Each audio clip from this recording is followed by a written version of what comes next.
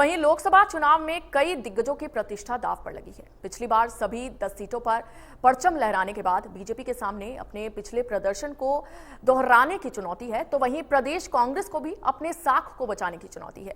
ऐसे में मतदान के दिन कांग्रेस के सभी दिग्गज नेता भी जोश में नजर आए। एक रिपोर्ट देखिए।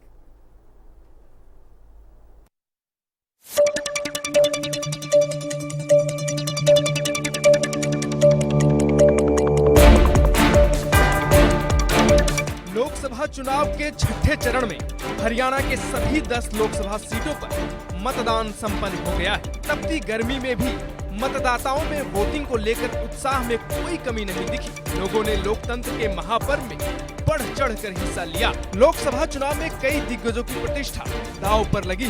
पिछली बार सभी 10 सीटों पर परचम लहराने के बाद बीजेपी के सामने अपने पिछले प्रदर्शन को दोहराने की चुनौती है, तो वहीं प्रदेश में कांग्रेस के सभी दिग्गज नेता भी इस बार जोश में दिखाई दे रहे हैं। कांग्रेस पार्टी के तमाम दिग्गज नेता वोट करते नजर आए। रोहतक में कांग्रेस के कद्दावर नेता पूर्व सीएम भूपेंद्र सिंह हुड्डा ने अपने परिवार समेत मतदान किया। इस दौरान उनके बेटे दीपेंद्र हुड्डा भी मौजूद रहे। कांग्रेस उम्मीदवार दीपेंद्र हुड्डा ने सांघी गांव में वोट डाला। इस दौरान दीपेंद्र हुड्डा की मां आशा हुड्डा और पत्नी श्वेता हुड्डा भी मौजूद रही। भूपेंद्र हुड्डा ने कहा कि लोगों के मन में मतदान को लेकर उत्साह है। उन्होंने दावा किया इस बार के चुनाव में बड़े बदलाव देखने को मिलेंगे। देखिए, जो लग रहा है रुझान से कांग्रेस के पक्ष में लहर चल रही है। हर चरण अहम होता है, राजनीति में हर चुनाव अहम होता है, ये भी अहम है। वहीं रोहतक से कांग्रेस प्रत्याशी दीपेंद्र हुड्डा ने कहा कि हरियाणा की जनता ने बदलाव का मन बना लिया है। इस चुनाव में जनता ने देश प्रदेश में बदलाव के लिए वोट किया है। देखिए, मुझे पूरा विश्वास है कि लोगों का पूरा आशीर्वाद मुझे मिल रहा है और बड़े बहुमत से रोहतक लोकसभा सीट कांग्रेस पार्टी जीतेगी। और केवल रोहतक ही नहीं, 10 की 10 सीट हरियाणा की कांग्रेस का गठबंधन जीत की तरफ आगे बढ़ चुका है। सर, जीतने के बाद सबसे पहला काम क्या करेंगे? देखिए, रोहतक अपने लोकसभा क्षेत्र को विकास के मानचित्र पर देश में पहचान मिले, ऐसे प्रयास करेंगे और हरियाणा के अंदर बदलाव हो। हरियाणा के लोगों ने बदलाव का मन बना लिया है।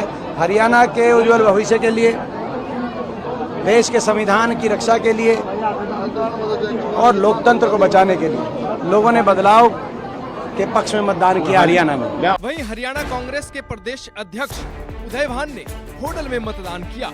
उन्होंने कहा कि जिस तरह का माहौल देखने को मिल रहा है, उससे साफ हो गया है कि प्रदेश के सभी सीटों पर कांग्रेस के पक्ष में नतीजे आने वाले हैं। साथ ही उन्होंने कहा कि कांग्रेस के लिए प्रदेश के जनता के मन में उत्साह देखने को मिल रहा है। लोकतंत्र का पर्व है, लोग बड़े अच्छे ढंग से इसको कर रहे हैं। हमें पूरा उम्मीद है कि बहुत भारी संख्या में मतदाता अपना वोट डालने निकलेगा।